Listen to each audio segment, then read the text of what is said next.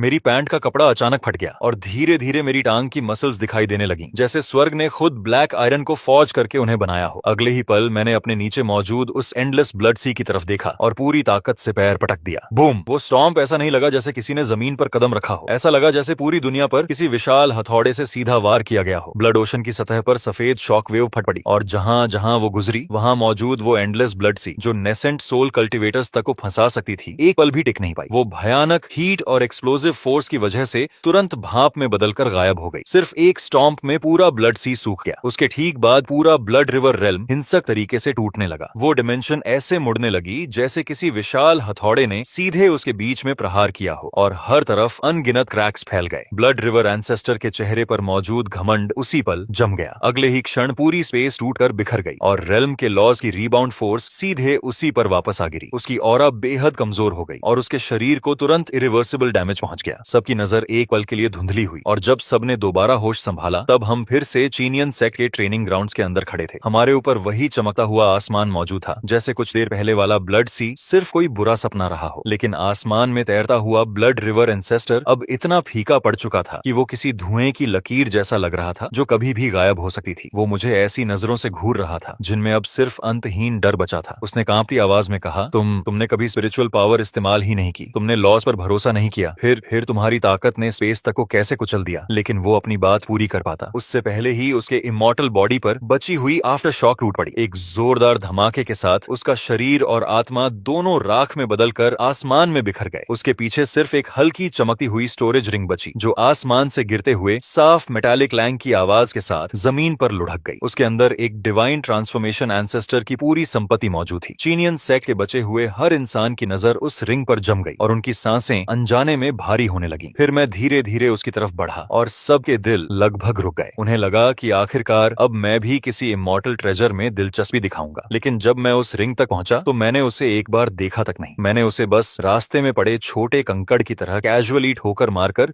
दूर किसी कोने में उड़ा दिया। फिर मैं टूटे हुए खंडहरों के बीच आगे बढ़ा और नीचे झुक गया। टूटे पत्थरों के ढेर के नीचे से मैंने वो वुडन बकेट उठाई जो एक्सप्लोजन्स में कुचलकर जगह जगह से छेदों से भर चुकी थी, और मैं बस वहीं खड़ा उस डैमेज्ड बकेट को अपने हाथ में पकड़े रहा। मैंने अपने हाथ में पकड़ी उस वुडन बकेट पर पड़े क्रैक्स को चुपचाप देखा और फिर निराश होकर लंबी सांस छोड़ी।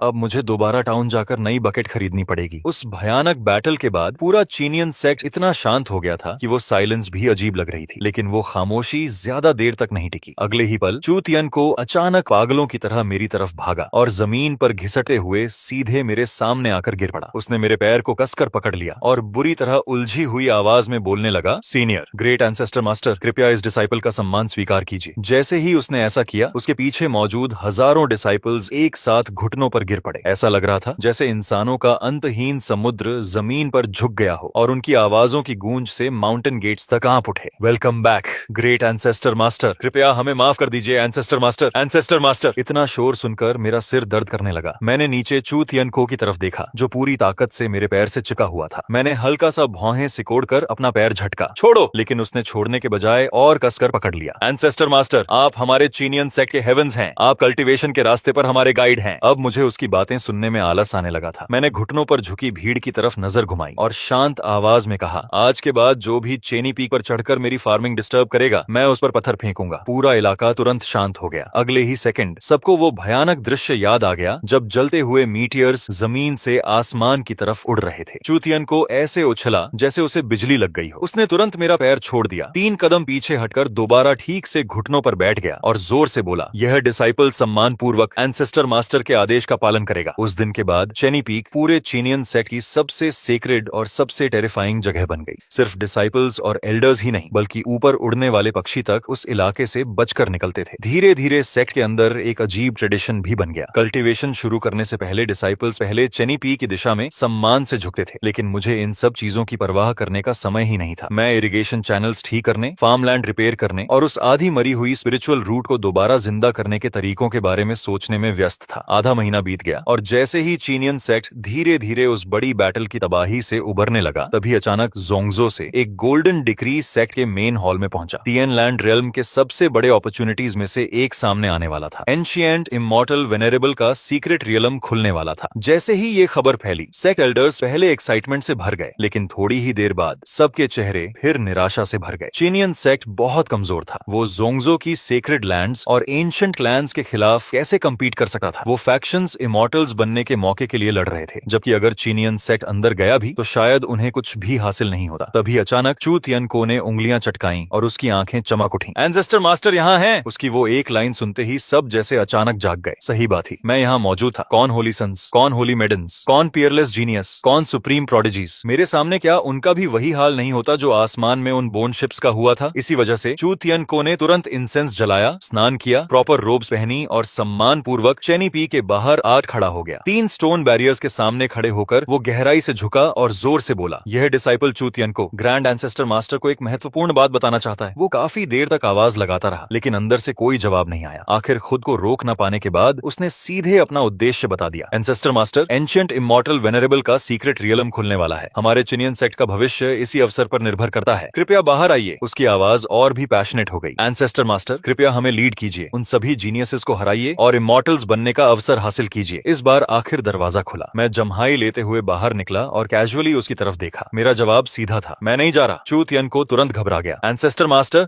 वो इमॉर्टल वेनेरेबल की इनहेरिटेंस है। मैंने आलस से कान खुजाया और कहा, क्या उसे खाया जा सकता है? फिर मैंने अपने फील्ड्स की तरफ देखा। मेरी स्पिरिट राइस पकने वाली है, मैं नहीं जा सका। अब तक चू तियन को लगभग बेचैनी से जलने लगा था। उसने day time ascension, eternal life, heaven and earth के बराबर अस्तित्व, peerless inheritances, supreme magical treasures और लॉस्ट डिवाइन टेक्निक्स तक की बातें शुरू कर दी। उसने हर वो फायदा गिनाया जो उसके दिमाग में आ सकता था, लेकिन पूरी बातचीत के दौरान मैंने सिर्फ एक ही जवाब दिया, इंटरेस्ट इन्वेस्टेड नहीं हूँ। मैं मुड़कर वापस घर के अंदर जाने ही वाला था कि तभी अचानक चू तियन को कुछ याद आया। उसने अचानक जोर से एक शब्द चिल्लाया, फर्टिलाइजर। Grand master. दरवाजे पर रखा मेरा हाथ उसी पल रुक गया। मैंने धीरे धीरे अपना सिर पीछे घुमाया। उम्मीद की चमक देकर चू तियन को ने जल्दी से अपना आखिरी ट्रम्प कार्ड सामने रख दिया। मैंने एंशिएंट रिकॉर्ड्स की जांच की है। उस सीक्रेट रेल्म के बिल्कुल सेंटर में 10,000 ईयर जीरन स्पिरिट सॉइल का एक हिस्सा मौजूद है। वो दुनिया की शुरुआत के समय पैदा हुई ओरिजिनल अर्थ की एक स्ट्रैंड से बना था और उसमें एंडलेस वाइटैलिटी भरी हुई है। वो पूरी दुनिया की हाईएस्ट ग्रेड डिवाइन सॉइल है, अल्टीमेट फर्टिलाइजर। उसकी बात खत्म होते ही उसकी आंखों के सामने कुछ चमका। अगले ही सेकंड मैं उसकी कॉलर पकड़कर उसे हवा में लटकाए खड़ा था। मेरी आंखें चमक रही थीं और मेरी सांसें तक थोड़ी गर्म हो चुकी थीं। मैंने सीधे उसकी आंखों में देखते हुए धीरे धीरे पूछा,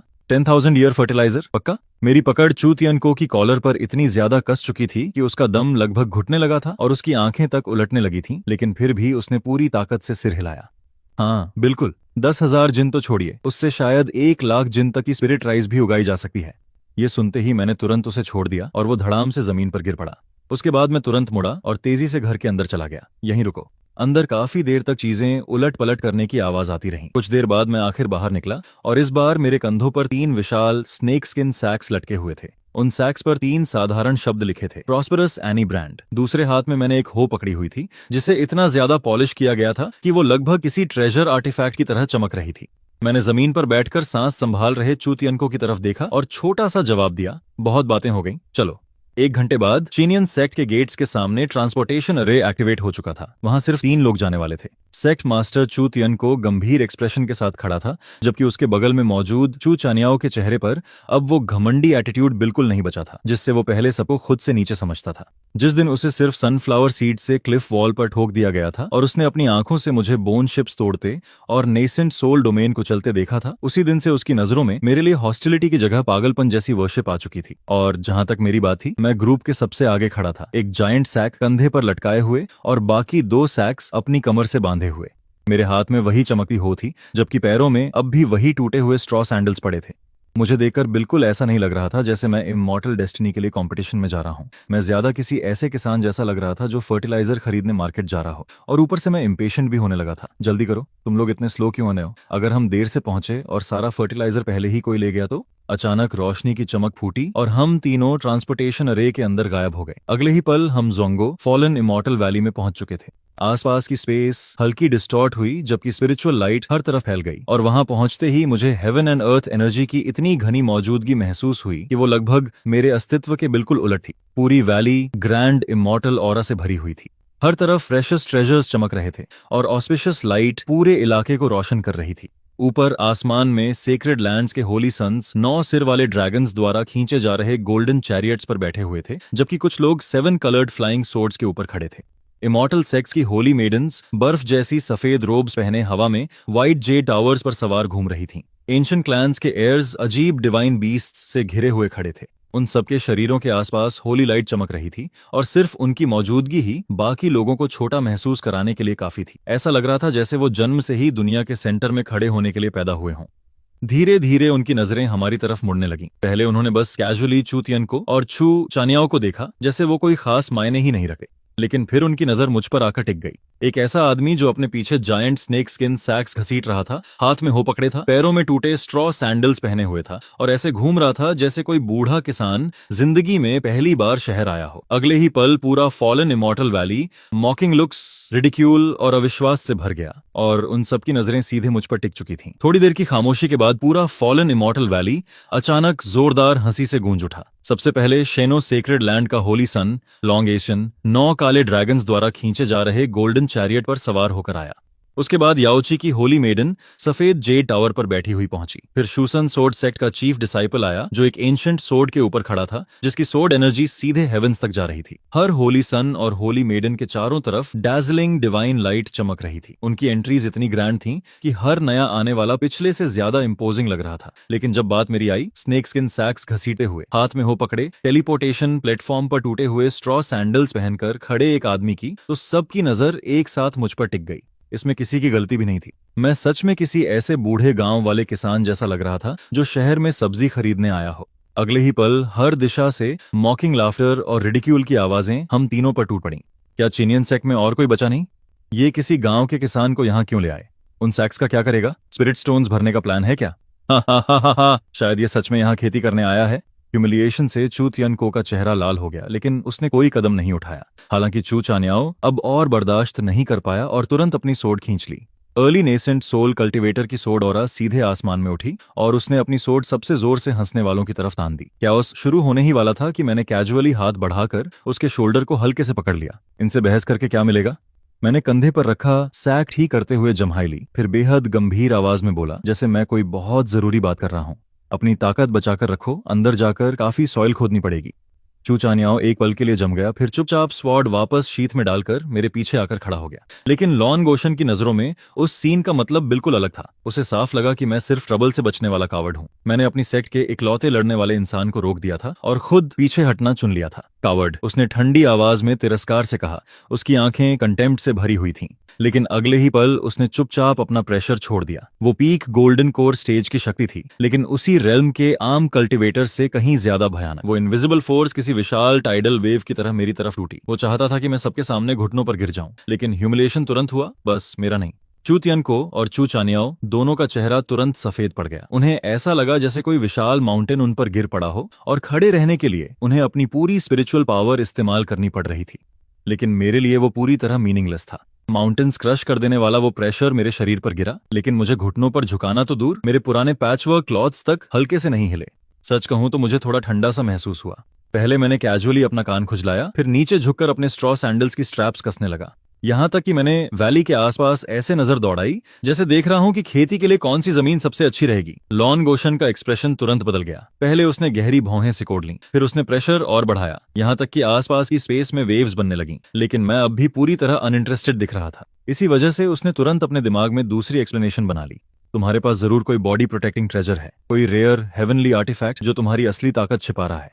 अगले ही पल उसकी आंखों में ग्रीड भर गई। उसके दिमाग में एक ही बात घूम रही थी, मेरे जैसे किसान के पास ऐसा ट्रेजर होने का कोई हक नहीं।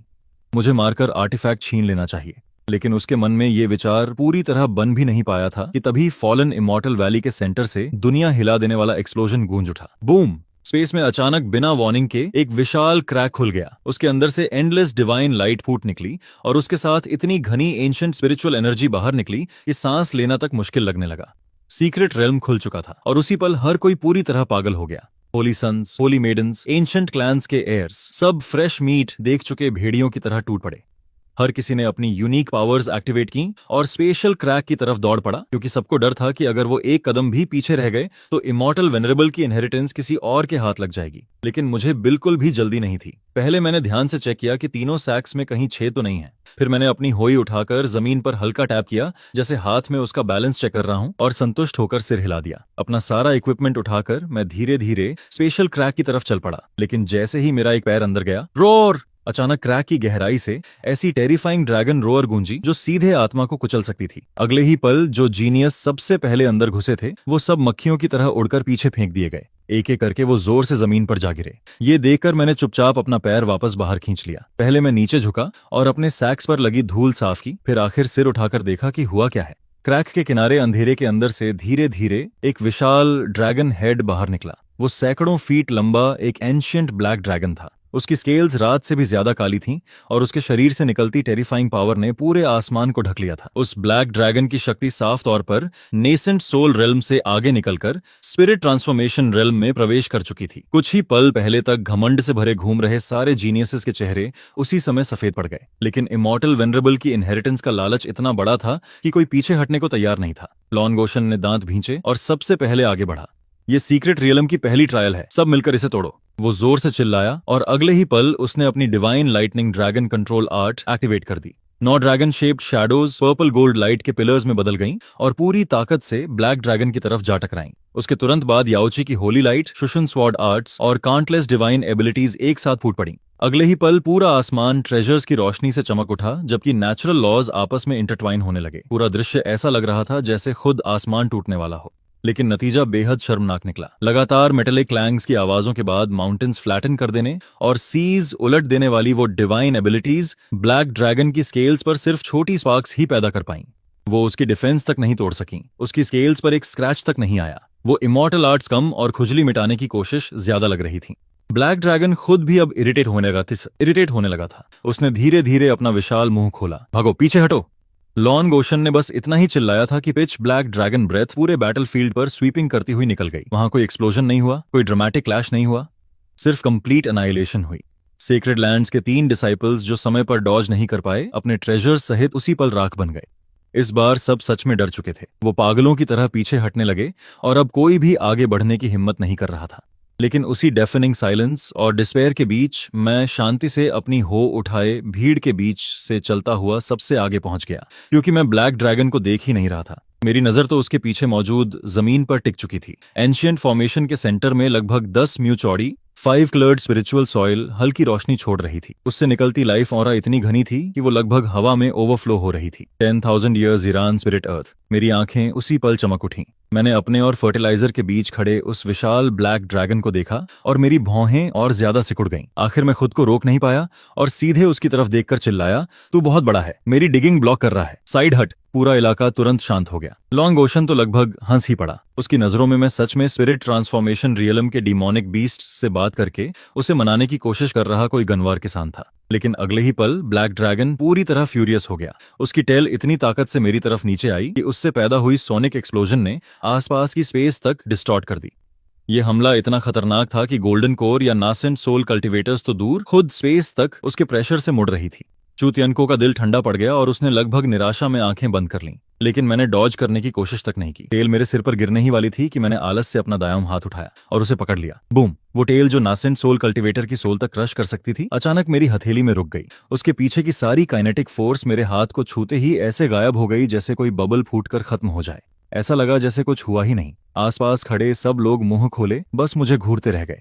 उसने उसे एक हाथ से पकड़ लिया, यहां तक कि ब्लैक ड्रैगन खुद भी डिसबिलीफ में फ्रीज हो गया। अगले ही पल वो पूरी तरह बेकाबू होकर अपनी टेल छुड़ाने की कोशिश करने लगा, लेकिन मेरी पकड़ उसे किसी एंशिएंट डिवाइन माउंटेन की तरह जकड़े हुए थी। वो चाहे जितनी ताकत लगा ले, हल्का सा भी नहीं हिल पा रहा था। उसकी ये रेजिस्टेंस मुझे इरिटेट करने लगी, इसलिए मैंने अपनी बांह कसी और अचानक अपनी कमर मोड़ी। उठ!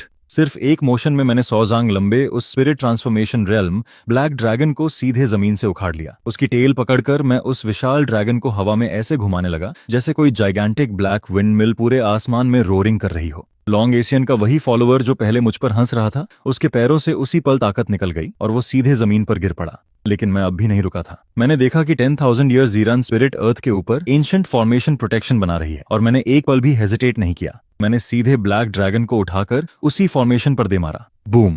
पहला प्रहार। फॉर्मेशन वायलेंटली फ्लैश हुई जबकि ब्लैक ड्रैगन दर्द से चीख उठा। बूम! दूसरा प्रहार। पूरी फॉर्मेशन में क्रैक्स फैल गए जबकि ड्रैगन की स्केल्स टूटने लगीं। बूम!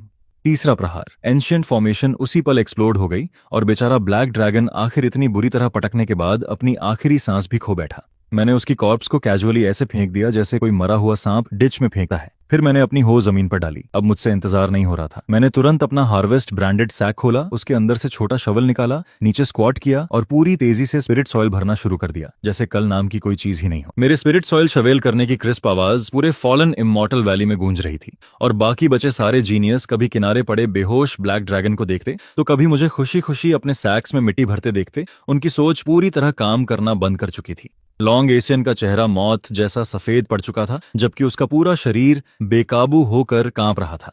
अभी कुछ देर पहले तक वो मुझे किसी बेकार गांव वाले किसान से ज्यादा कुछ नहीं समझ रहा था, लेकिन अब जाकर उसे सच्चाई समझ आई थी। उसके सामने कोई इंसान नहीं, एक मॉन्स्टर खड़ा था। लेकिन मेरी खुशी से चल रही डिगिंग के बीच अचानक पूरा सीक्रेट रेल्म फिर से बदलने लगा। रंबल!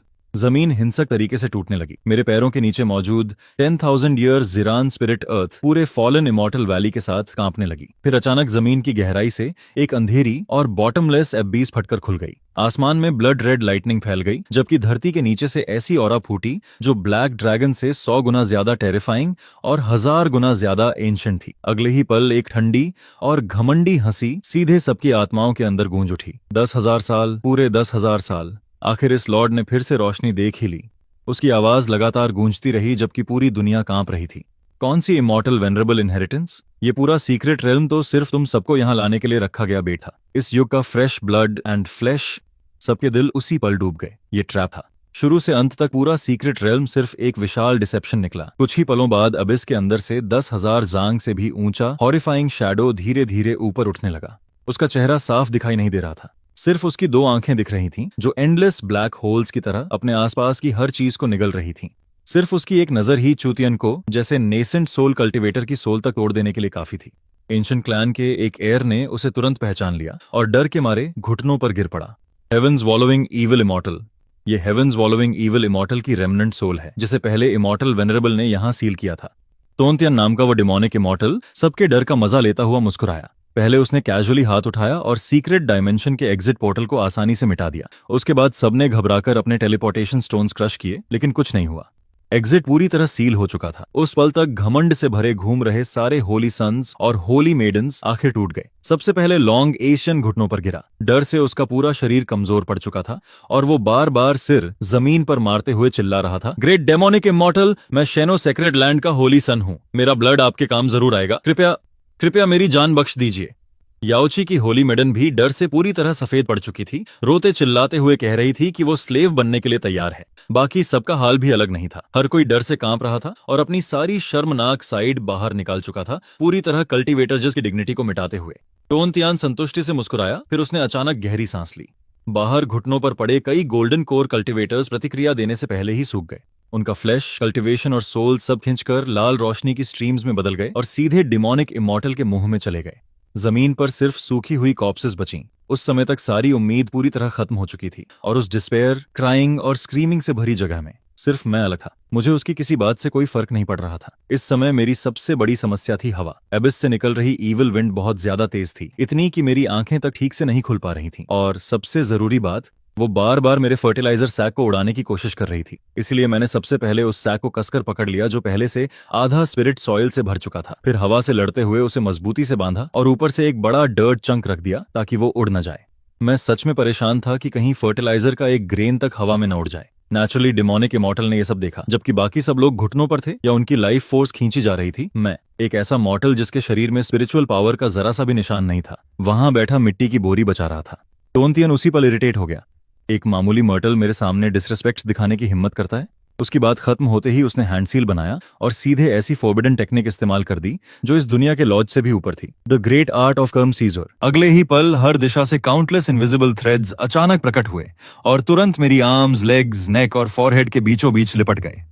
वो थ्रेड्स खुद फेट के थे, जो मेरे पास्ट, प्रेजेंट और फ्यूचर से जुड़े हुए थे। थ्योरी के हिसाब से जैसे ही वो थ्रेड्स टाइटन होते, मुझे टाइम के फ्लो से पूरी तरह इरेज हो जाना चाहिए था। चूतियन को और चूचानियाओं का दिल ठंडा पड़ गया ये देखकर।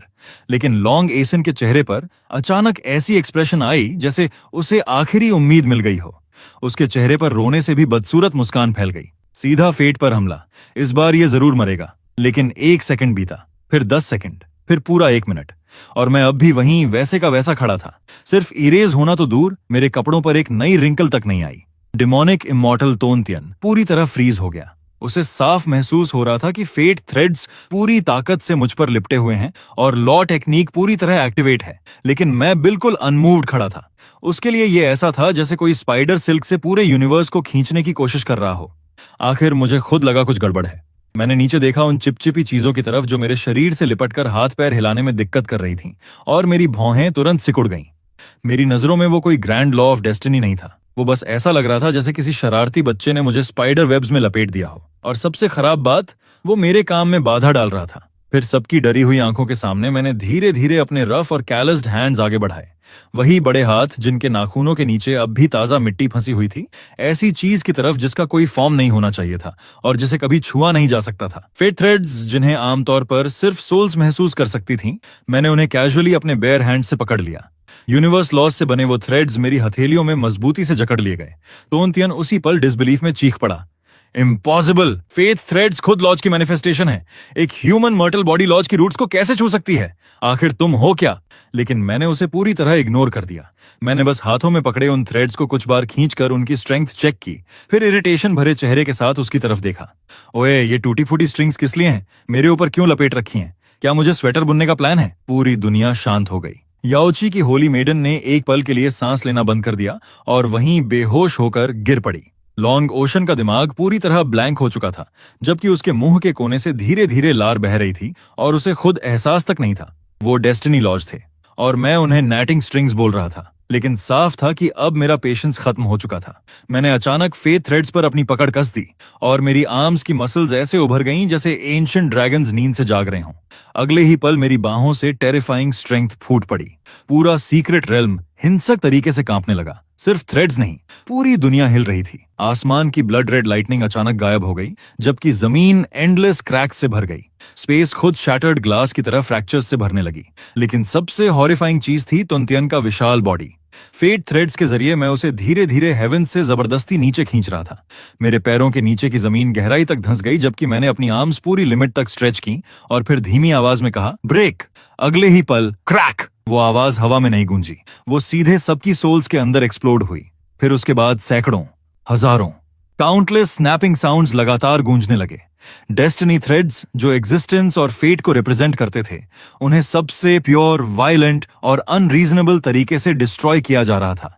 मैं उन्हें सिर्फ रॉ फोर्स से फाड़ रहा था। तोंतियन ऐसा लग रहा था जैसे एक साथ लाखों जायंट हैमर्स ने उसे दे मारा हो। उसके विशाल बॉडी पर तुरंत क्रैक्स फैल गए, जबकि उसके मुंह से ब्लड एसेंस फूट पड़ी और पहली बार उसकी आवाज में फियर और पैनिक दिखाई दिया। उसी पल लॉन्ग एशियन आखिर पूरी तरह टूट गया। वो अचानक घुटनों पर गिर पड़ा और बिना अपनी डिग्निटी की परवाह किए लगातार मेरी तरफ कोटो करने लगा। बाकी जीनियस ने यह देखा तो जैसे उन्हें सर्वाइवल की आखिरी उम्मीद मिल गई हो। एक एक करके सब मेरे सामने घुटनों पर गिर पड़े और डेस्परेटली मर्सी की भीख मांगने लगे। उस समय वो होली सन्स या होली मेडन्स नहीं रह गए थे।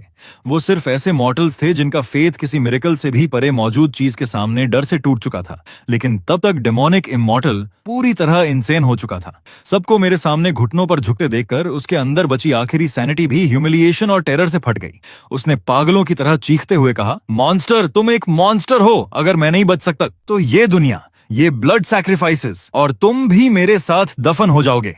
उसकी बात खत्म होते ही उसने खुद को सीक्रेट रेल्म के आसमान में दे मारा। अपनी शैटर्ड सोल को हेवन एंड अर्थ के लिए सैक्रिफाइस बनाते हुए वर्ल्ड डिस्ट्रॉइंग एनाइलेशन फॉर्मेशन को जबरदस्ती एक्टिवेट कर दिया। पूरा सीक्रेट रेल्म उसी पल अपने अंत की तरफ कोलैप्स होने लगा। आसमान टूटे हुए ग्लास की तरह बिखर गया, जिसके पीछे ठंडी और लाइफलेस वॉइड दिखाई देने लगी, जबकि जमीन तेजी से अंदर की तरफ धंसने लगी। सीक्रेट रेल्म के सेंटर में काउंटलेस स्पेशल लॉज के फ्रैगमेंट्स से बना एक जाइगैंटिक ब्लैक ग्राइंडिंग व्हील धीरे धीरे प्रकट हुआ। हर बार जब वो घूमता, उसके आसपास एंडलेस स्पेशल क्रैक्स खुल जाती, जैसे किसी मॉन्स्ट्रस मीट ग्राइंडर की ब्लेड्स हों। माउंटेन्स, रिवर्स, फॉरेस्ट्स, प्लांट्स, जो भी उसके संपर्क में आता, वो उसी पल डिस्ट्रॉय हो जाता। चू तियनको और चू चानियाओ चारों तरफ से आती स्पेस स्लैशेस का डेस्परेटली सामना कर रहे थे। उनके चेहरे एग्जॉस्शन से पहले ही सफेद पड़ चुके थे। जहां तक मेरी बात थी, मैंने सबसे पहले नीचे अपने उस आधे भरे सैक की तरफ देखा जिसमें मैंने इतनी मेहनत से 10,000 ईयर लिविंग स्पिरिट सॉइल भरी थी। मेरे दिमाग में बस एक सिंपल थॉट था, पहले सैक ठीक से बांधूं, फिर इस पागल जगह से निकलूं। लेकिन किसे पता था कि जैसे ही मैं नीचे झुका, उसी पल एक वायलेंट स्पेशल स्टॉर्म मेरी साइड से रोरिंग करती हुई निकल जाएगी। मुझे तो उसका कोई असर नहीं हुआ, लेकिन मेरे पैरों के पास रखा हार्वेस्ट ब्रांड वाला सैक उसी पल उड़ गया। वो आधा भरा हुआ सैक और उसके अंदर मौजूद ग्लोइंग 5 कलर्ड स्पिरिट सॉइल हवा में किसी चमकते रेनबो की तरह उड़ी और सीधे पास मौजूद एक डीप ब्लैक स्पेशल क्रैक के अंदर समा गई। उसके तुरंत बाद वो क्रैक बंद भी हो गई। मेरी आधी स्पिरिट सॉइल चली गई, यहां तक कि सैक भी गायब हो गया। उस पल जैसे समय रुक गया। स्पेस कोलैप्स हो रही थी, जमीन टूट रही थी। ईविल इमॉर्टल पागलों की तरह हंस रहा था, जबकि चू चानियाओ निराशा में चिल्ला रहा था। लेकिन मेरी दुनिया में सिर्फ एक चीज बची थी, मेरा फर्टिलाइजर चला गया था। अगले ही पल मेरे शरीर के अंदर से ऐसी मर्डरस ऑरा जागी जो उस वर्ल्ड डिस्ट्रॉइंग ग्राइंडर से भी 10,000 गुना ज्यादा टेरिफाइंग थी। ब्लैक ग्राइंडिंग व्हील घूमना बंद कर गया। स्पेस खुद पूरी तरह फ्रीज हो गई, यहां तक कि ईविल इमॉर्टल की हंसी भी अचानक रुक गई, जैसे किसी ने उसका गला पकड़ लिया हो। वहां मौजूद हर इंसान ने अपनी सोल की गहराई से एक इनडिस्क्राइबेबल टेरर महसूस किया। मैंने धीरे धीरे अपना सिर उठाया। मेरी आंखें जो पहले शांत और साफ थीं, अब ब्लड कलर्ड डार्कनेस से भरी एंडलेस अबिस बन चुकी थीं। मैंने आसमान में मौजूद ब्लैक ग्राइंडिंग व्हील और उसके पीछे कांप रहे ईविल इमॉर्टल की तरफ ठंडी नजरों से देखा। फिर एक सेंटेंस बोला जिसके हर शब्द में टेरिफाइंग प्रेशर भरा हुआ था, मेरी सॉइल वापस करो। ये कहते ही मैंने धीरे धीरे अपनी राइट फिस्ट बंद की। मेरी बोन्स और मसल्स के ग्राइंड होने की आवाज ऐसी थी जैसे खुद यूनिवर्स जन्म ले रहा हो। उसके बाद मुझे लॉज, टेक्निक्स या फॉर्मेशंस की बिल्कुल परवाह नहीं रही। मैंने बस सबसे सिंपल काम किया, अपना पूरा गुस्सा एक ही पंच में भर दिया। बहुत हो गया तुम्हारा नॉनसेंस, ये लो। जिस पल वो पंच निकला, मेरी फिस्ट के सामने की दुनिया बिना किसी वजह के अचानक गायब हो गई। लाइट गायब हो गई, साउंड गायब हो गई, यहां तक कि स्पेस और टाइम तक डिसअपियर हो गए। मेरी फिस्ट के अंत में सिर्फ प्योर डार्कनेस का एक टाइनी होल बचा था, जैसे एब्सोल्यूट नथिंगनेस खुद एग्जिस्टेंस में उतर आई हो, सिर्फ अपने आसपास की हर चीज को डिनाई करने के लिए। और फिर स्पेशल लॉज के फ्रैगमेंट से बना वो वर्ल्ड डिस्ट्रॉइंग ग्राइंडर। जैसे ही मेरे पंच को छुआ, वहां कोई एक्सप्लोजन नहीं हुआ, कोई वायलेंट साउंड नहीं हुई, यहां तक कि रेजिस्टेंस तक नहीं हुई। वो बस चुपचाप किनारों से मिटना शुरू हो गया। फिर वो ब्लैक वॉइड सीधे इविल इमॉर्टल तोनतियन को छू गई, उस अस्तित्व को जिसने पूरे 10,000 साल तक प्लॉटिंग और स्कीमिंग की थी। वो एंशिएंट इविल इमॉर्टल जिसने पूरे तियनलान रेल्म के सबसे बड़े जीनियसेस को लगभग स्लॉटर कर दिया था, चीखने तक का मौका नहीं पा सका। उसके कार्मा, मेमोरीज और एग्जिस्टेंस के हर निशान के साथ उसे पूरी तरह नथिंगनेस में क्रश कर दिया गया। वो एशेज में नहीं बदला, उसे सीधे इरेज कर दिया गया। लेकिन मेरा पंच अभी खत्म नहीं हुआ था। ग्राइंडर और इविल इमॉर्टल को मिटाने के बाद वो सीधा सीक्रेट रेल्म की बैरियर से जा टकराया। क्रैक!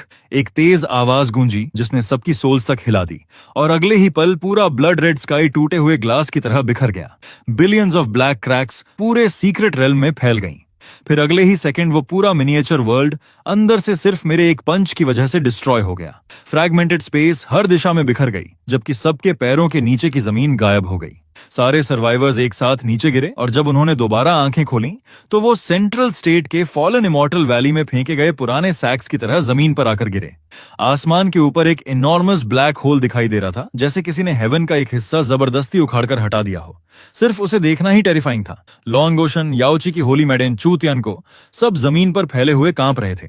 ब्लैक होल की तरफ नजर उठाने तक से उनके अंदर हॉरर भर जा रहा था। लेकिन उसी समय रबल के बीच से कपड़ों से धूल झाड़ने की आवाज आई। मैं गालियां बड़बड़ाते हुए ब्रोकन स्टोन्स के ढेर से खड़ा हुआ, और मेरे हाथ में अब भी हर्वेस्ट ब्रांड लिखा हुआ फटा हुआ आधा सैक था। सैक का ओपनिंग पूरी तरह फट चुका था और उसके अंदर कुछ नहीं बचा था। मैंने नीचे सिर झुकाकर उसे देखा, फिर आसपास के रूइंड सराउंडिंग्स की तरफ नजर डाली। जितना ज्यादा सोचता उतना ज्यादा गुस्सा आता। धत्त तेरे की, कैसा ट्रैश सीक्रेट रेल्म था वो। सॉइल बेकार थी, ऊपर से हवा भी पागलों जैसी तेज थी। आधे दिन की मेहनत पूरी वेस्ट हो गई। ये कहने के बाद मैंने कैजुअली उस फटे हुए सैक को फेंक दिया, अपनी हो उठाई जिसे मैंने शुरू से अंत तक छोड़ा तक नहीं था, और वापस मुड़कर चल पड़ा। जैसे ही मैं आगे बढ़ा, जमीन पर पड़े सारे होली सन्स और होली मेडन्स ऐसे पैनिक में पीछे रेंगने लगे जैसे उन्होंने कोई गोस्ट देख लिया हो। मैं जितना एक कदम आगे बढ़ाता वो उतना पीछे हट जाते। आखिर पूरा फॉलन इमॉर्टल वैली मेरे लिए खुद ब खुद एक विशाल रास्ता खोलकर खड़ा हो गया। हर कोई अपनी कमर 90 डिग्रीज तक झुकाए सिर नीचे किए खड़ा था, इतनी खामोशी में कि कोई जोर से सांस लेने की हिम्मत तक नहीं कर रहा था। ऐसा लग रहा था जैसे मॉर्टल्स के बीच चल रहे किसी एंशिएंट गॉड को विदा किया जा रहा हो। चुतियन को और चू चोंग जाओ जल्दी से जमीन से उठे और मेरे पीछे पीछे चलने लगे। चलते चलते चू चोंग जाओ की आंखें और ज्यादा चमकने लगी।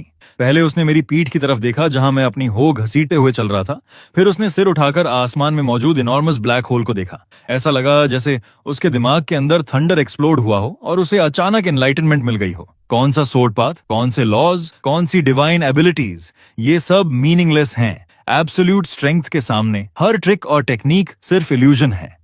उसके होंठ बुरी तरह कांप रहे थे, जबकि एक्साइटमेंट से उसका पूरा शरीर हिल रहा था।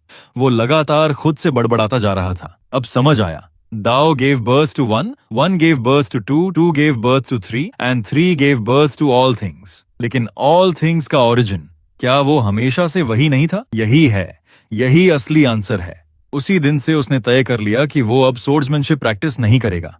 उसकी जगह वो आयन उठाएगा और अपनी सारी स्पिरिचुअल एनर्जी फिजिकल बॉडी मजबूत करने में लगाएगा।